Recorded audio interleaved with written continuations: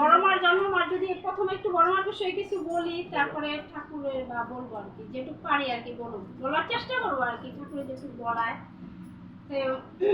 বড় মার হইল নাম হইল ষোড়শী বালা দেবী। হ্যাঁ, ওনার জন্ম পাবনা জেলার ধূপাদহ গ্রামে 1301 সালে রবিবার কৃষ্ণা দ্বাদশী তিথিতে। বাবার নাম হলো রামগোপাল ভট্টাচার্য, মার নাম ত্রিনয়নী দেবী। 1313 সালে সোমবার 28শে শ্রাবণ ঠাকুরের সঙ্গে তার বিবাহ পরিণত হয়। আর 1378 সালে বড়মার আবির কি তিরোধান ঘটে বৈদ্যনাথ ধামে, মানে ইসে আর কি দেওঘরে।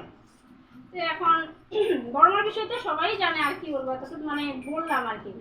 কারণ আমাদের যে নারী নীতিতে যে আছে 8টা বৈশিষ্ট্য, এই 8টা বৈশিষ্ট্য কিন্তু বড়মার মাঝে সব বিরাজ করে। সে 8টা বৈশিষ্ট্য হলো নিষ্ঠা, ধর্ম, সেবা, সংরক্ষণ, সাহায্য, প্রেরণা, সুপ্রজনন। এই 8টা বৈশিষ্ট্য মানে বড়মার মধ্যে সম্পূর্ণ মানে বিরাজ করে।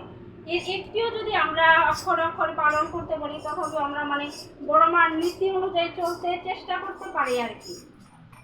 আমরা তো ভাবি যে না আমরা সবই পারি, সবই করি, কিন্তু না, বড়মার নীতি অনুসারে আমরা নিয়ম করে যদি চলতে পারি, তাহলে আমাদের সংসারের সবই ঠিক থাকবে। বড়মা যেভাবে স্বামীর সেবা করতো, স্বামীর মানে যেভাবে খেয়াল রাখতো, আমরা যদি তার এতটুকু মানে পালন করি, তার মানে আমাদের সংসারটা ঠিক থাকবো আর কি। আর একদিন পার্লারে মানে ঠাকুরের হাঁচি হইতেছিল, তখন বড়মা একজনকে দিয়ে জামা পাঠিয়ে দিল যে ঠাকুরকে জামাটা দাও। মানে এত কাজের মাঝেও বড়মা মানে ঠাকুরের খেয়াল রাখে আর কি, এইটাই আর কি বুঝাই যায়। আর বড়মার বৈশিষ্ট্যে বড়মার মানে কি চরিত্রে আর একটা ছিল, পারি না নেকো ঘরে, আর একটা জানি না পারি না নেকো ঘরে। বড়মার মুখে এই কথাটা কোনো দিনও মানে শোনা যায় না, উনি না পারলেও নিজের থেকে মানে চেষ্টা করতো আর কি করার। আমরা ওইভাবে যদি একটু একটু চেষ্টা করি, আমরা যদি কিছু না পারি, না পারি না এটা করার চেষ্টা কিন্তু করি না আমরা, কিন্তু এখন থেকে চেষ্টা করবো আর কি। এটাই এই জন্য তো তোমাদেরকে কই যে গান করো করো করো।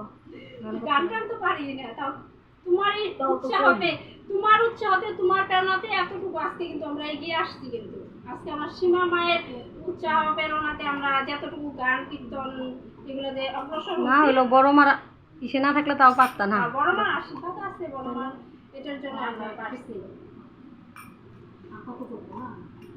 এখন একটু মানে আমাদের মানে রিয়েল লাইফের কথা বলি।